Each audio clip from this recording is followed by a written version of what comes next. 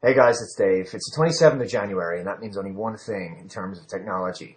That Steve Jobs and Apple are about to deliver a keynote speech in California for the introduction of a brand new device.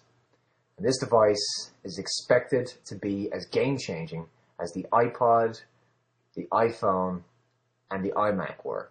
That device is a tablet, and it's called the iPad. Thank God they didn't call it the iSlate. Anyway, Steve Jobs maintains that this will be better for everything. Basically, as I say, a multimedia cure-all for everything, for reading ebooks, web browsing, email, watching videos, playing games, whatever a phone can do, other than being a phone, whatever a laptop can do in terms of mobile device, this is going to be able to do both better, in other words.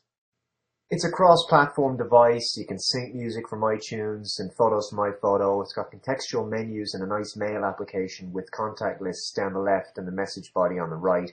When it's on your lap, you can type on a very responsive keyboard in a manner similar to using a conventional keyboard, basically with both hands, albeit with a display that becomes cramped a little bit as a result of having to accommodate the keyboard and the rest of the screen.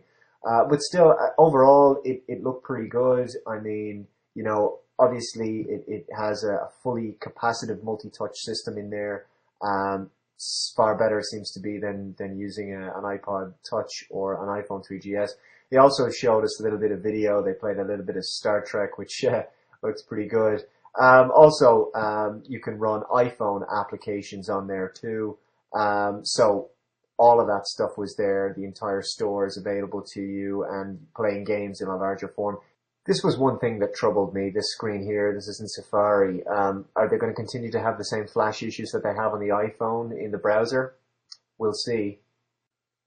Now, talking about specs, it's 1.5 pounds, 0.5 inches, full capacitive multi-touch, 9.7-inch IPS display, Bluetooth 2.1 and 802.11n wireless, speaker, microphone, 1 gigahertz Apple A4 processor, accelerometer and compass, 16 gigabytes of flash storage. The battery will give you 10 hours of normal productivity. I presume that's just basic internet surfing, of course, and 1 month on standby.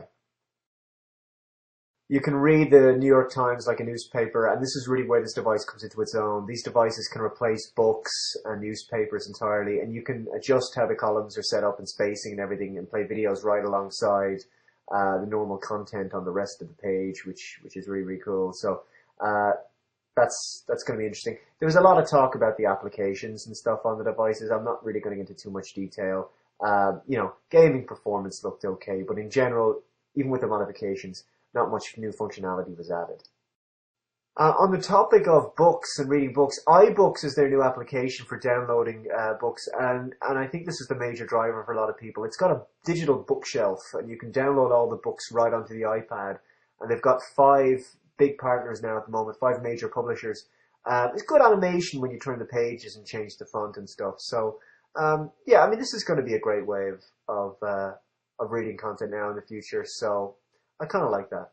Also, I think that iWork could really improve its overall share of the productivity suite market because it's really been given a major overhaul to work very well on this device, so it looks very nice as well. Now, there will be Wi-Fi only versions of the device, but there's also going to be Wi-Fi and 3G. And for 3G, for 250 megs a month, it's $15, which is way less than what we're paying on netbooks and notebooks at the moment, and $30 for unlimited data. So this is absolutely amazing. You'd be paying about $60 a month in the States at the moment. And for the price, the entry-level Wi-Fi version, just $499. That is much cheaper than what I had expected, and what a lot of us had expected, because I thought it was going to be between $699 to $899 starting out. We didn't obviously know how many different versions there was going to be, but all the pundits were even saying this thing could cost you $1,000. This is extraordinary. So I know that $499 is only the Wi-Fi version with Wi-Fi only version starting at 16 gigs, but still, that's very, very impressive. And you can see here, 16, 32, 64 gigs. Most expensive with Wi-Fi and 3G is $829. That price is very competitive, and I got to tell you, this kicks the shit out of what you get from a netbook. I mean, it's just extraordinary. And the great functionality as well, you can basically turn this into a laptop if you wanted. It works with a docking station, put it upright, and connect in your wireless keyboard. So overall, it's got a little bit of everything, I suppose. So my final thoughts. I have no doubt that, when it comes to reading books, a tablet is better than this. Okay, I still think that a tablet will be better than a conventional notebook. I'm not just comparing MacBook Pro here. I just mean a conventional notebook, or even desktop, of course. A tablet will be better for that because it's basically just a screen here, right? But for everything else, I still maintain that a separate screen and separate keyboard is a better way to go. Because here's the thing. With these contextual menus and everything, and a keyboard that changes on the tablet and the iPad given different situations, the reason it does that is because it's a compromised design in the first place, right? Two gripes. No camera. Why didn't they include a camera? Well, maybe physically they couldn't get one in, but I think it's more of a case of maybe, this is just a theory, like I would love to use Skype, and a lot of people buy notebooks and small netbooks because they want to use Skype or that kind of communication and talk to each other. And I think if this device became more about communication, it might detract a little bit from their iPhone 3GS sales. Maybe. Perhaps. You can't make calls on this thing. But it's not that kind of device. Nevertheless, a camera would have been great. I mean, it's seriously lacking one. That's a big problem. Anyway, but for the price, it still looks pretty good. But in terms of the fact that everybody expected this to be their answer to a netbook, and certainly in terms of price range, it definitely is a very good answer. Having no camera is a bit of a downer.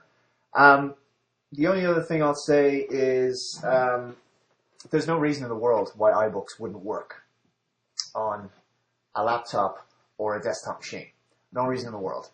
But it's been confined specifically to the iPad with the express intent of pushing, that application on that device, and obviously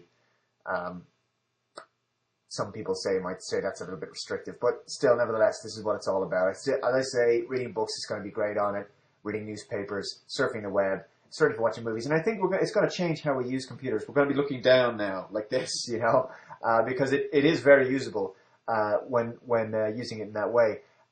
You probably noticed from the start of this video it was a little bit more negative, and then gradually I've picked up a little bit, and I think by and large it is positive.